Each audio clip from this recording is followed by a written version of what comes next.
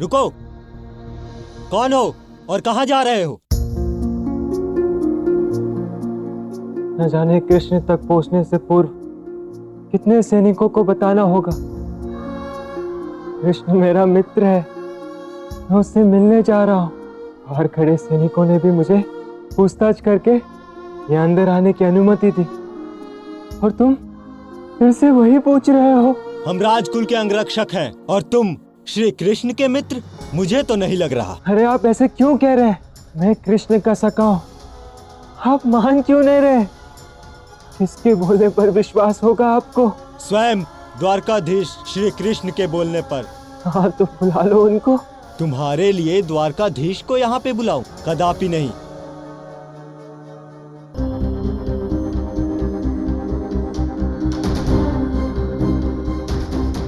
क्या हुआ कान्हा, तुमने हमें बुलाया? अब सभी मेरे साथ आई, मुझे एक अत्यंत महत्वपूर्ण घोषणा करनी है।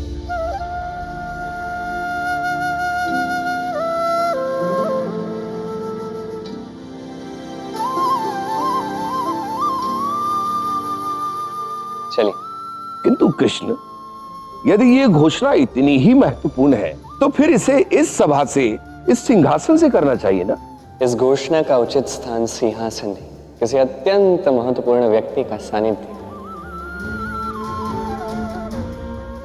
चलें।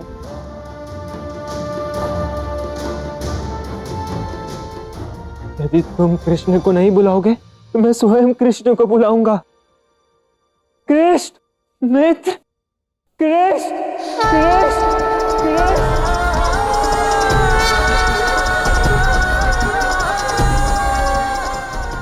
देखो मित्र, सुदामा आया है तुमसे मिलने।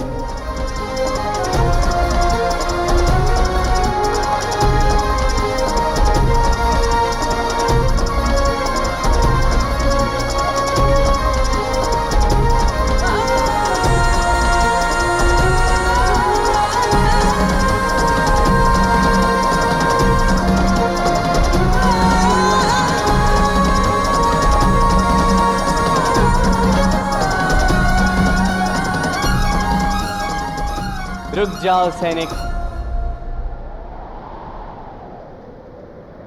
सुदामा,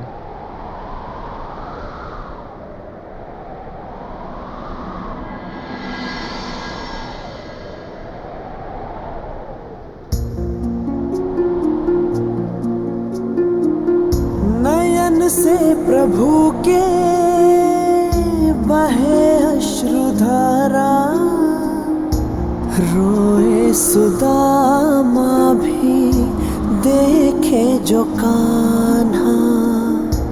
कृष्ण सुदामा की मित्रता ऐसी, जग में न ऐसी दूजी है कोई।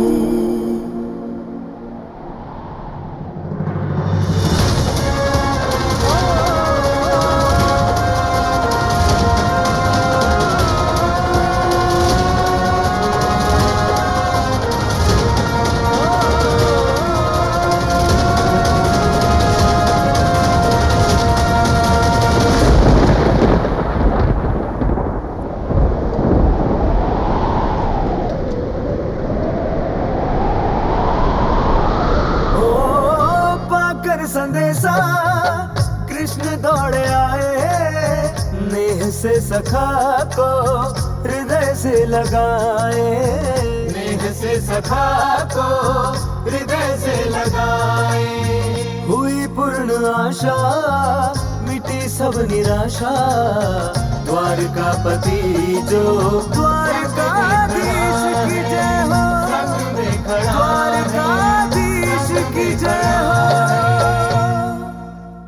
देखो मित्र, ये लोग मुझे तुम्हारे पास मिलने आने नहीं दे रहे थे। तुम्हें तुम्हारे सखा से मिलने के लिए कौन रोक सकता है सुदामा? और यदि कोई रोकेगा तो कृष्ण स्वयं तुमसे मिलने आएगा। सुदामा, कैसा है रे तू? कृष्ण से मिल लिया, अब ठीक हूँ दाऊ। आज समस्त द्वारका के समक्ष मैं ये घोषणा कर रहा हूं, मेरे साथ खड़ा ये व्यक्ति मेरा परम मित्र है, मेरा परम सखा है, मेरा सुदामा। इसे द्वारका में कहीं भी जाने से कोई नहीं रोकेगा। पौत्र कृष्ण, इस घोषणा का उचित स्थान मित्र के सानिध्य में होना ही उचित है। इस द्वारका नगरी में किसी भी व्यक्ति का ऐसा स्वागत कभी नहीं हुआ। मित्रता के ऐसे अद्भुत और अलौकिक क्षण को देखकर मैं भी धन्य हो गया। एक क्षण सुधा। विपदा में तुम ही सहायक, बंधन तुम्हें है संकट निवारक, प्रेम का पाठ पढ़े जो मन से, छूटे सभी वो भगबंधन से। भीतर चले सुदामा। अवश्य मित्र, अवश्य।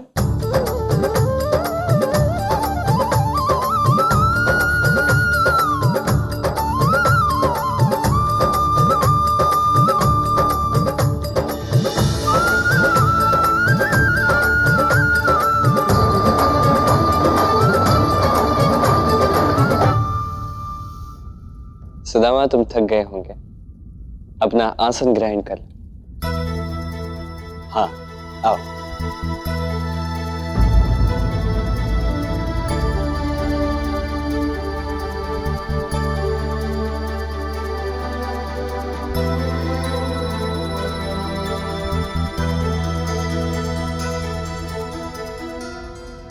किंतु कृष्ण, तुम्हारा संकेत तो सिंहासन की ओर हो रहा है।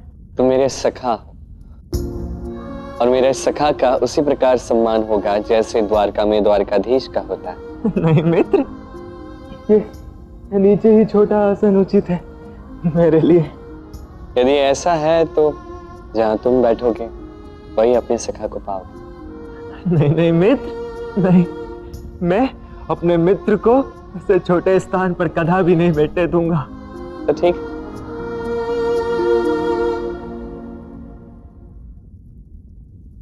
आओ सिंहासन पर बैठो। नहीं मित्र, नहीं। आओ सुदामा।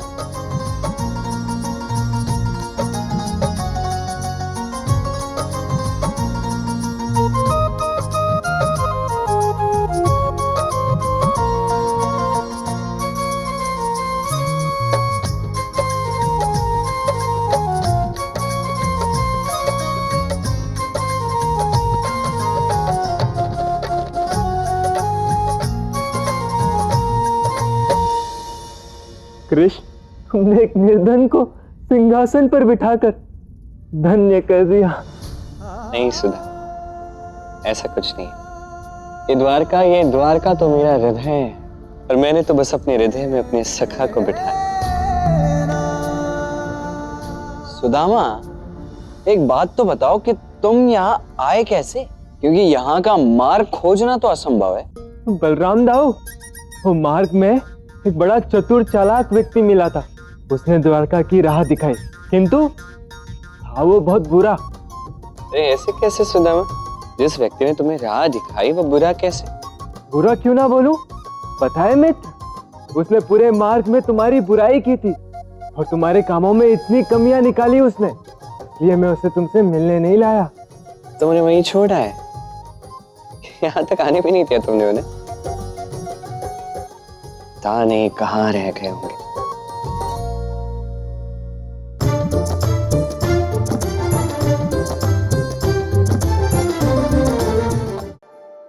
ये क्या महादेव, आप लेट गए? फल खोजने में मेरी सहायता भी नहीं की।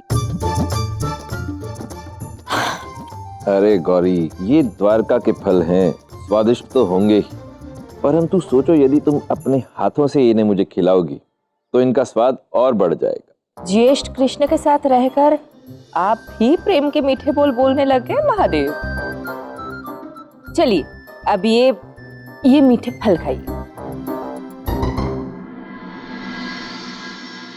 क्षमा करना महादेव, मेरे मित्र से की हुई ठिठुली आपको भारी पड़ गई।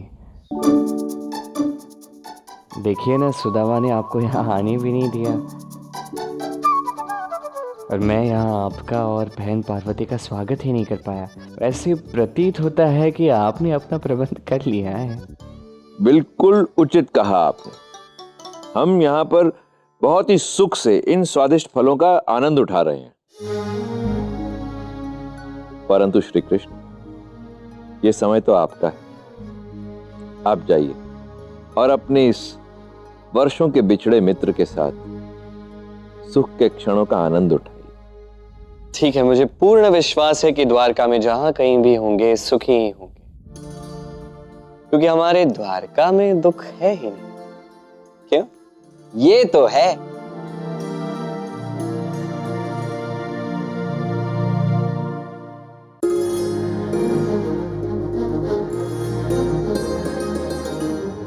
नहीं, रुकिए। सुदामा मेरा सिखा है, उसके चरण मैं धोऊं।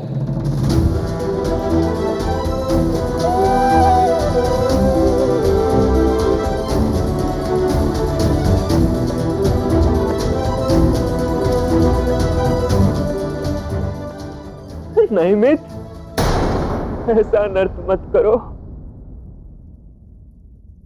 ये तो मेरे लिए आनंद है सुना, मेरा आनंद मुझसे मत छीन।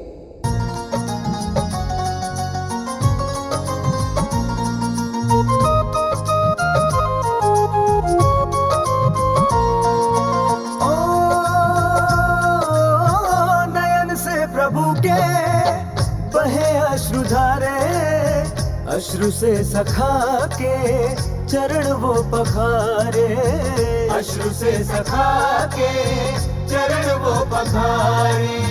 हुई पूर्ण आशा, मिटी सब निराशा, द्वारकापति जो संग में खड़ा है, द्वारकापति जो संग में खड़ा है।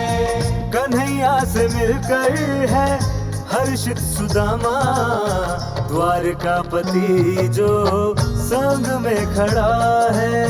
रुक्मिणी सोचे प्रभु ने ये किसको, हृदय की अंगूठी में रत्न सा जड़ा है, हृदय की अंगूठी में रत्न सा जड़ा है।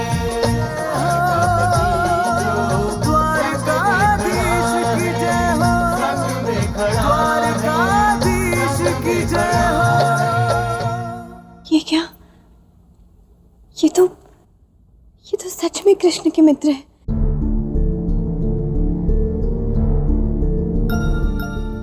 मुझसे बहुत बड़ी भूल हुई है।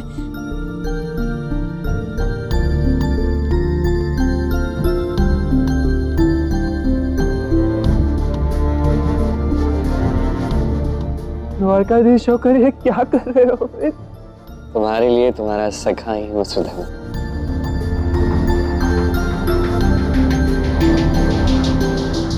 मुझे तो संदेह हो रहा है, भला इतना महत्वपूर्ण व्यक्ति जो द्वारका की महापूजा करने वाला है, वो ऐसे तो नहीं आएगा। आप यहीं बैठिए, द्वारकाधीश से पूछकर आपको भीतर ले जाया जाएगा।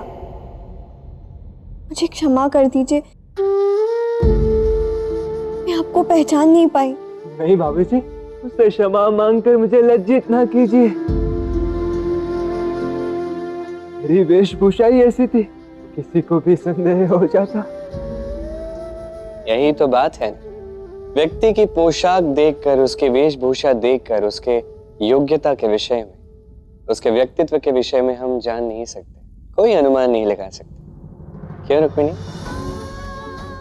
यही बात तो राधा ने भी कही थी मुझे।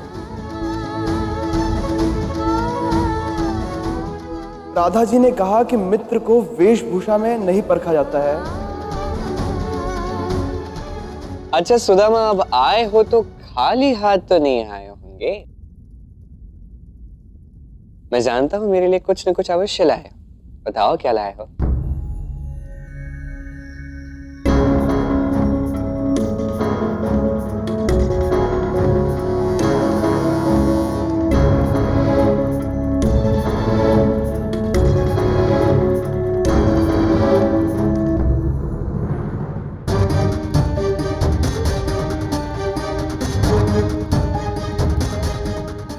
मैं ही ला देता हूँ पोटली।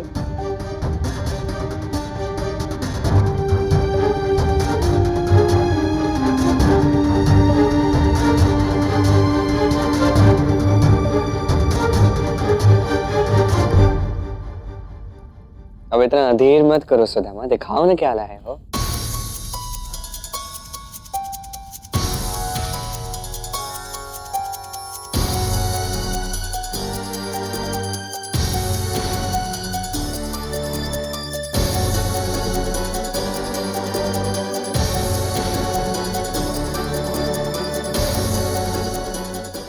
इतनी छोटी सी भेंट मैं द्वारकाधीश कृष्ण को कैसे दूं?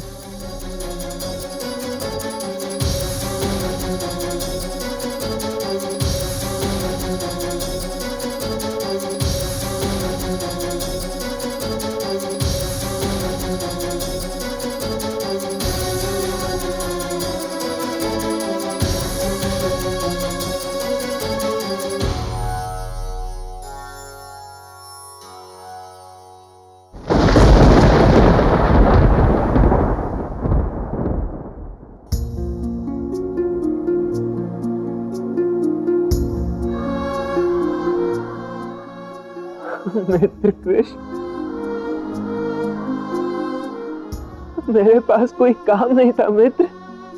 घर में बस एक मुट्ठी चावल बचा था, तो यही ले आया मित्र तुम्हारे लिए।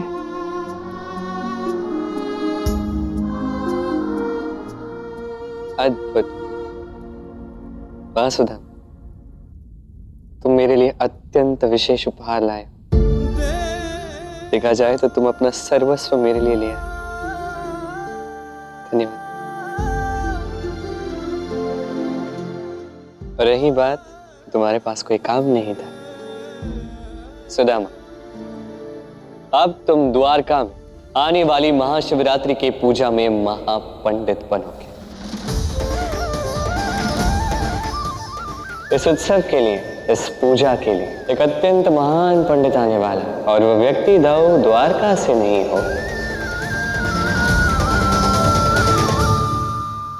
अति उत्तम कार्य। तुम तो सत्य में बहुत आगे की सोचते हो। तुमने यह सब पूर्व से ही सोच कर रखा था। मुझे तो विश्वास नहीं हो रहा मित्र। तो विश्वास कर लो सुधा। तो कहिए महापंडित सुदामा की जय।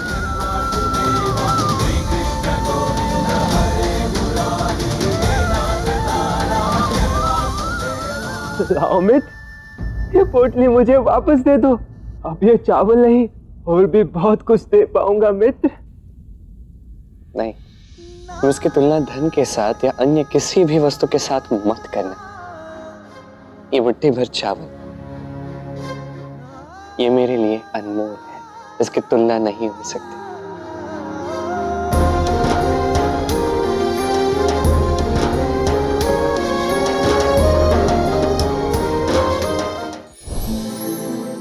रुक्मिणी, आज भोजन के लिए चावल पकवा दे।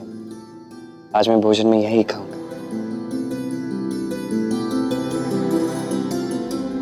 और महापंडित सुदामा जी, आज मैं आपके लिए 56 भोग बनवाऊंगी।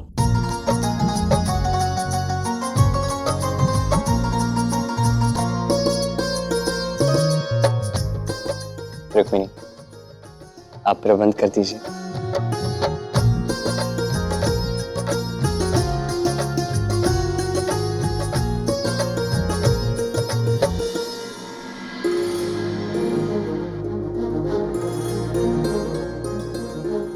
रुक्मणी, तुम यहाँ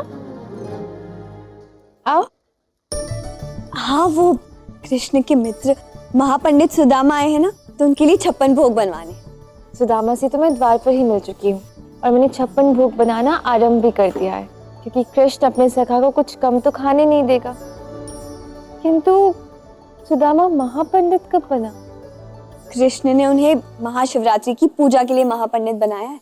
अरे वाह, कृष्ण ने तो ये बहुत ही अच्छा कार्य किया। और वैसे भी सुदामा की दशा देखकर ऐसा प्रतीत भी हो रहा था कि उसे इस कार्य की अत्यंत आवश्यकता है। हाँ बिल्कुल, बहुत दुखी लग रहे थे। और पता है, उन्हें तो तो विश्वास ही नहीं हो रहा था। ये देखो, वो तो कृष्ण के लिए उपहार भी लाए थे, अपनी पूरी संपदा, एक मुट्ठी चावल। और पता है, जब वो महापंडित बने ना, तो उन्होंने तो ये चावल वापस मांगे ताकि कृष्ण को कोई अच्छा उपहार दे सके, किंतु कृष्ण ने इसे पकाने को कहा है। उन्होंने कहा है कि आज वो केवल यही चावल खाएंगे। बिल्कुल, कृष्ण कुछ और खा ही नहीं सकता।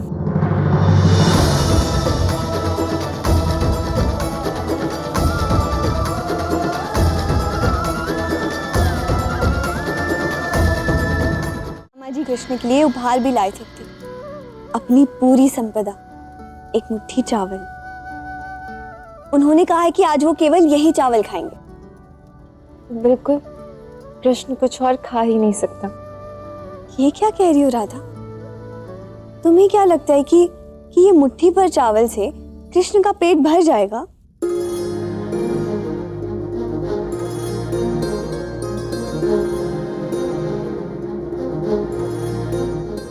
ये चावल भी अधिक ही है रुक्मणी, मैं थोड़े ही बनाऊंगी। ये अधिक है राधा? कृष्ण ने केवल अपने मित्र के मन की बात रखने के लिए ऐसा कहा। तुम ये चावल तो बनाना ही, किंतु कृष्ण के लिए 56 भोग भी बनवाना। रुक्मणी, सुदामा ने जिस भाव से कृष्ण को ये चावल दिए हैं ना, वही देखकर कृष्ण ने ये बात कही है। कृष्ण ये चावल ही खाएगा और इससे बहुत कम चावल उसके लिए पर्याप्त है, क्योंकि उसकी तृप्ति चावलों से नहीं, भाव से होगी। भाव से तृप्ति कैसे मिलेगी राधा? अच्छा, तुम्हें जैसा ठीक लगे ना, तुम वैसा ही करो, किंतु फिर भी तुम कृष्ण के लिए भोग अवश्य बनवाना। और ये चावल किससे बनवाओगी? इन्हें मैं स्वयं बनाऊंगी। धन्यवाद राधा।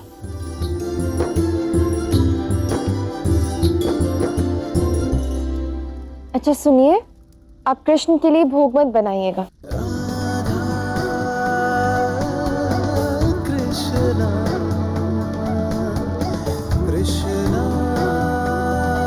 राधा। आज सखा प्रेम का अप्रतिम उदाहरण स्थापित होने वाला है। बस इन थोड़े से चावलों से कृष्ण का पेट भरने वाला है।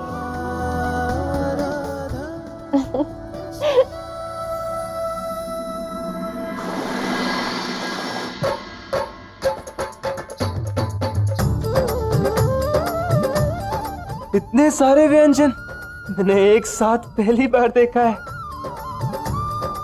इन्हें देखकर ही पेट भर रहा है मित्र। अरे नहीं सुदामा, तुम ऐसे तो कह ही नहीं सकते। मुझे ये सब खाना होगा। यदि तुमने ऐसा नहीं किया ना तो राधा बुरा मान जाएगी।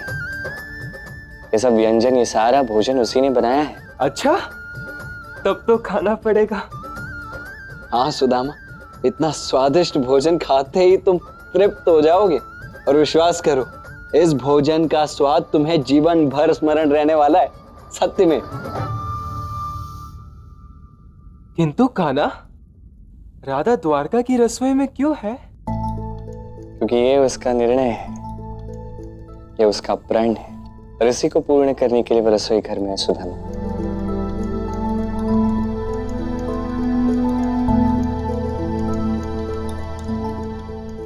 ये लीजिए कृष्ण, जैसी आपकी इच्छा थी, सुदामा जी के लाए चावल। धन्यवाद रुक्मिणी।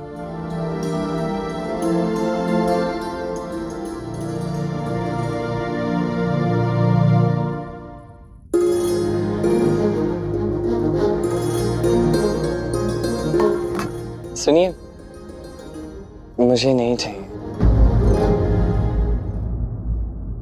ये क्या कृष्ण? यदि आप 56 भोग नहीं खाएंगे तो क्या खाएंगे?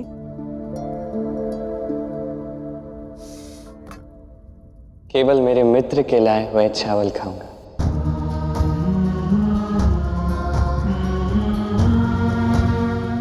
मित्र कृष्ण, क्या तुम सच में मेरे लाए चावल खाओगे?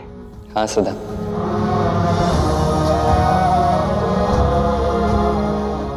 इससे पूर्व कि ये भोज आरंभ हो, मैं हमारी एक कहानी सुनाना चाहता, एक बात स्मरण करवाना चाहता। तुम्हें स्मरण है तुम, मैं और हमारे बलराम दाऊ, हम तीनों सांदीपनी ऋषि के आश्रम में पढ़ते थे। एक बार गुरु माँ ने हम तीनों को साथ मिलकर वन भेजा था लकड़ी काट कर लाने के लिए। हम वन में गए और अचानक से तीव्र तूफान आरंभ हुआ।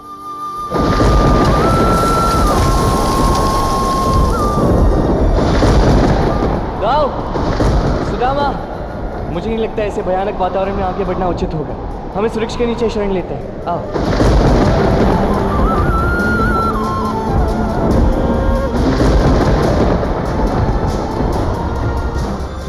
हमें उसी वृक्ष के नीचे बैठे बैठे बहुत समय बीत गया था और मुझे अत्यंत भूख लगी थी। सुदामा, तुम्हारे पास कुछ खाने के लिए है? नहीं खाना, मेरे पास तो कुछ भी नहीं है।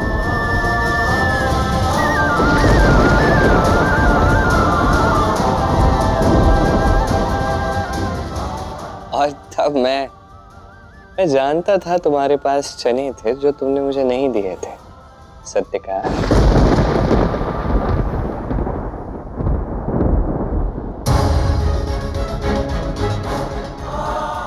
कान्हा, तुम राजकुल से हो, राजकुमार हो, भला मैं तुम्हें ये सूखे चने कैसे खाने दे सकता हूँ? मुझे क्षमा करना कान्हा, मैं तुम्हारे लिए अच्छा भोजन नहीं ला पाया, तुम्हें भूखा सोना पड़ा। यदि मेरा मित्र भूखा सोया है तो मैं ये चने कैसे खा सकता हूँ?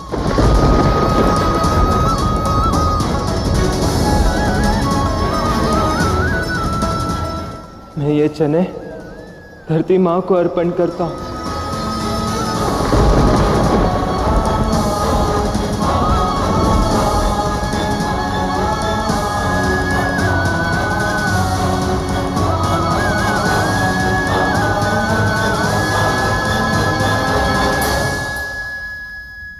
सुदामा, तुमने कृष्ण को सदैव अपना मित्र समझा। उस क्षण तुमने कृष्ण को वो राजसी मान दिया और प्रेम से परिपूर्ण वो चने जो मेरी भूख को तृप्त कर सकते थे वो तुमने मुझे नहीं दिए। और यही मैं आज तुम्हें दिखाना चाहता हूँ। कृष्ण भोजन का भूखा नहीं है, कृष्ण भूखा है तो बस परिशुद्ध भाव का, परिशुद्ध प्रेम का। मुझे 56 भोग नहीं चाहिए सुदामा, उस परिशुद्ध प्रेम से मुझे मुट्ठी भर चावल भी दे दो। ये कृष्ण तृप्त हो जाता है। यदि ऐसा है मित्र, तो मैं एक बार फिर से तुमसे क्षमा मांगता हूँ। मुझसे बड़ी भूल हुई, मैंने तुम्हें चने नहीं दिए मित्र, मुझे क्षमा कर दो मित्र। सुदामा, ये सब क्या है? देखो, मित्रता में क्षमा याचना का कोई स्थान नहीं होता, समझे? अब तुम 56 भोग का आनंद लेना सुदामा। मेरे लिए तो ये चावल 56 भोग से भी बड़े।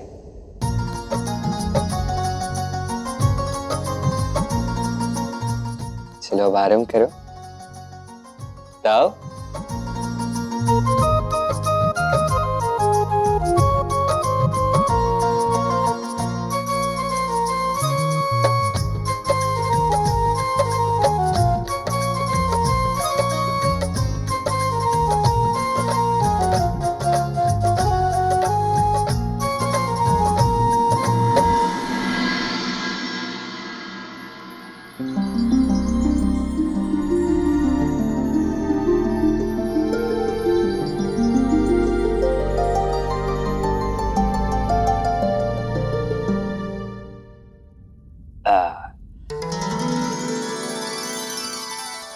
वाह, क्या सत्य में कृष्ण का पेट भर गया?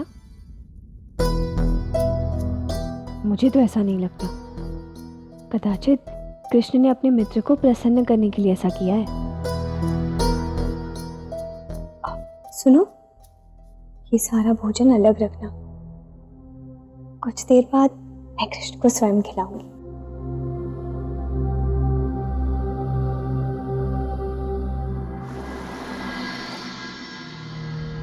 सुनो, श्री कृष्ण के लिए 56 भोग सज्ज किए जाएं।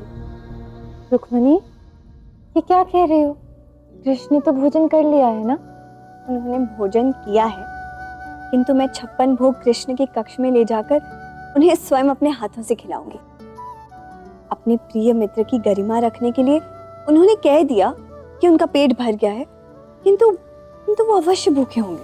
रुक्मिणी, कदाचित तुम्हें विश्वास ही नहीं हो रहा, परंतु आने वाले समय के लिए कृष्ण ने भोजन में भाव के महत्व का वर्णन कर दिया है। यदि भाव परिशुद्ध हो ना, तो एक मुट्ठी भर चावल भी बहुत होते हैं, किंतु यदि भाव अशुद्ध हो तो 56 भोग भी कम।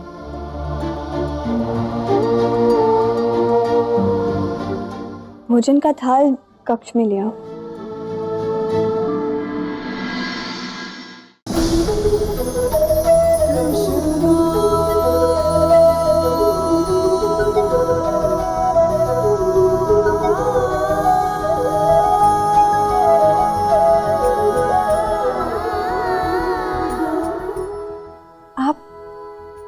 आप आंखें मूंद कर ऐसा क्या करते हैं कि आपके चेहरे पर ये दैविक भाव आ जाते हैं?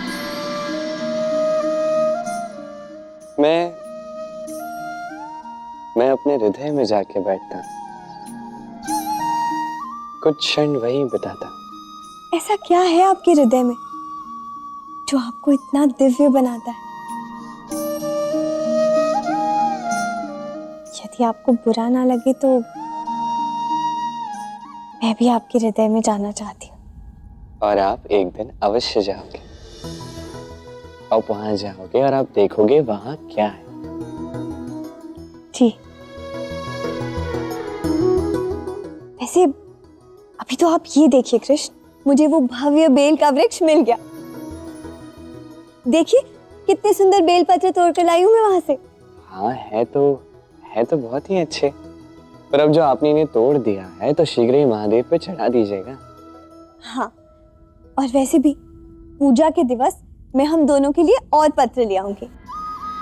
मैं चाहती हूँ कि पूजन में हम दोनों मिलकर महादेव को ये अद्भुत बेलपत्र चढ़ाएं। अवश्य। ये लीजिए, आपका भोजन भी आ गया। भोजन? किंतु रुक्मिणी, मैंने तो तृप्त होकर भोजन कर लिया था। आप ये ऐसे ही कह रहे हैं ना कृष्ण? भला इतने से चावल खाकर आपका पेट कैसे भर सकता है? मैंने जो कहा वो सत्य ही कहा है। मैं सच में तृप्त हो चुका हूँ, इतना कि अब कैसे बताऊं। देखिए, आज छोड़िए, मैं कदाचित महाशिवरात्रि तक कुछ नहीं खाऊंगा, भूख ही नहीं लगेगी। रुक्मिणी, कदाचित तुम्हें विश्वास ही नहीं हो रहा, परंतु आने वाले समय के लिए कृष्ण ने भोजन में भाव के महत्व का वर्णन कर दिया है। क्या भाव का महत्व इतना है कि उसके सामने भूख भी हार मान जाती है? आपको विश्वास नहीं है?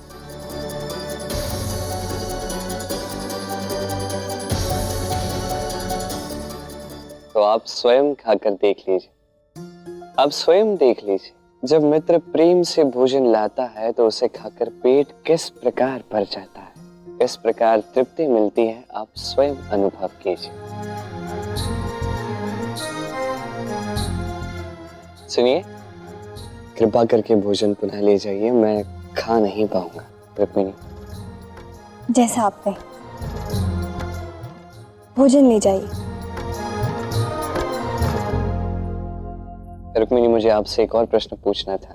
क्या आपने सुदामा के लिए कक्ष और अन्य आवश्यक वस्तुएं उपलब्ध करवा दी हैं? हाँ, उनके रुकने की व्यवस्था महल के सबसे अच्छे कक्ष में की है, जहाँ रेशम की कोमल शैया है और सभी सुख सुविधाएं उपलब्ध हैं। रेशम की कोमल शैया सुदामा के लिए? हाँ श्री कृष्ण, वो हमारे राज अतिथि हैं, महापंडित हैं, उनके लिए इतने संसाधन तो उपलब्ध करवाने ही थे ना।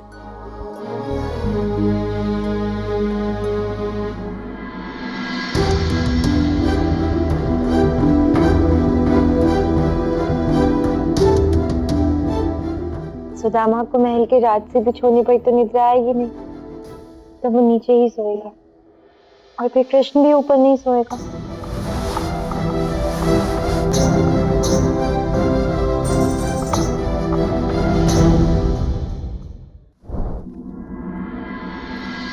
श्री कृष्ण, ये आप क्या कर रहे हैं? मैं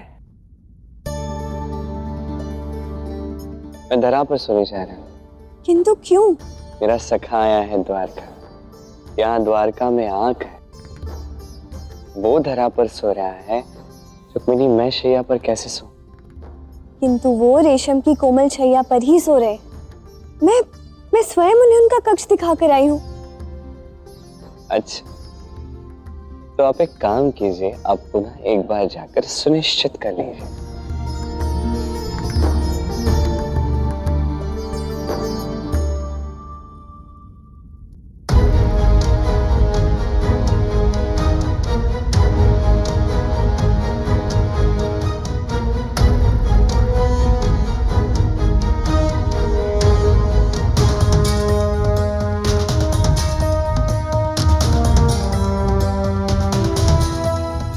बिना यहाँ आए कृष्ण ने कैसे जाना?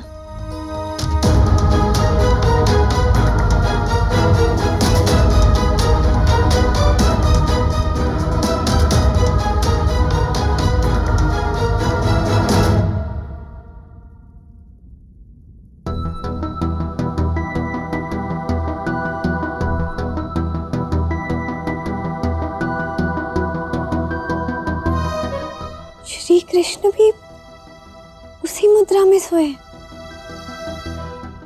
आश्चर्य है,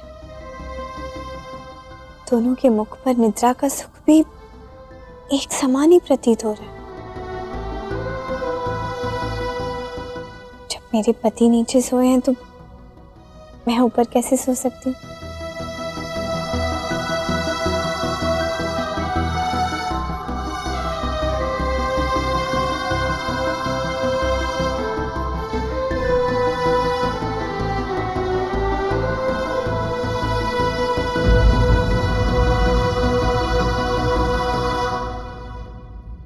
कृष्ण आज कितना प्रसन्न होगा। उसका मित्र आया है और उसे 56 भोग बनाकर खिलाने का आनंद मुझे ही प्राप्त हुआ। इसी आनंद के साथ मुझे गहरी निद्रा भी आएगी।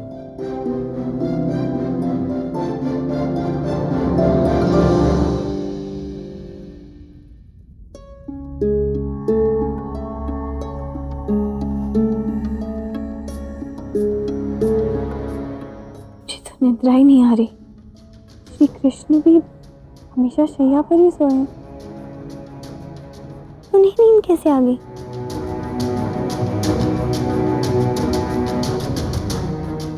रुक्मिणी, सुदामा के द्वारा तुम शीघ्र समझ जाओगी कि सखा प्रेम में एक सखा का सुख दुख बांट कर ही दूसरा सुख प्राप्त करता है। उससे संतुष्टि मिलती है और फिर उसे ऐसी निद्रा आती है जिसके लिए उसे किसी रेशम की कोमल शैया की आवश्यकता नहीं।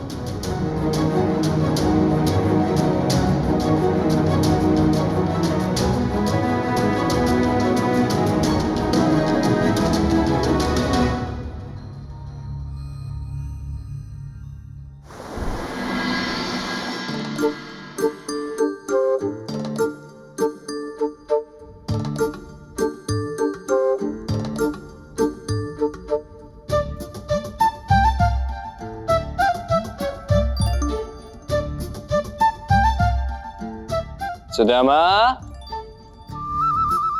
सुदामा,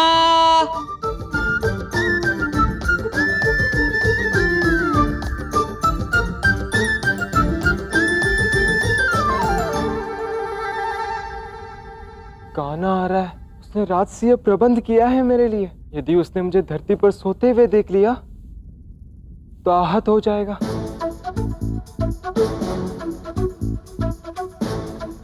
सुदामा कहाँ? अरे यहाँ हो। क्या बात है मित्र, बताओ निद्रा कैसी आई? उत्तम मित्र, अति उत्तम। रुक्मणी भाभी ने तो राजसीय प्रबंध किया था मेरे लिए। देखो, यहाँ सारी सुख सुविधा है। रेशमी कोमल की सैया, इस पर तो लेटते ही नींद आ गई थी मुझे।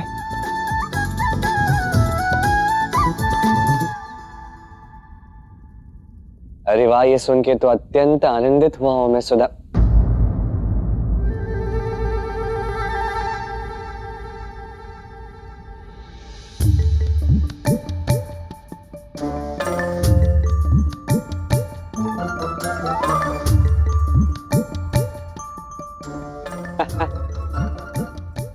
ये क्या है सुदामा, और ये वहां क्या कर रहा था तुम तो? वो मित्र, वो कान का लौंग है, नीचे गिर गया था।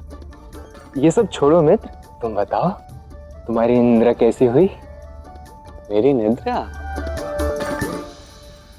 अब मेरा सखा स्वयं द्वारका आया है तो जिस प्रसन्नता के साथ मैं सोया हूं, जिस निश्चिंतता के साथ मैं सोया हूं, मैं क्या बताऊं सुधा।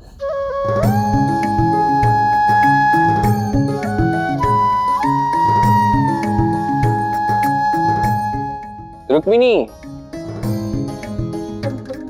आप बताइए, आपको कैसी निद्रा आई? यदि मेरे पति श्री कृष्ण को इतनी अच्छी निद्रा आई तो मुझे भी तो अच्छी निद्रा आई होगी, है ना? वाह, क्या बात है। इसका तात्पर्य यह है कि कल रात्रि में आपको अत्यंत गहरी निद्रा आई थी, क्यों?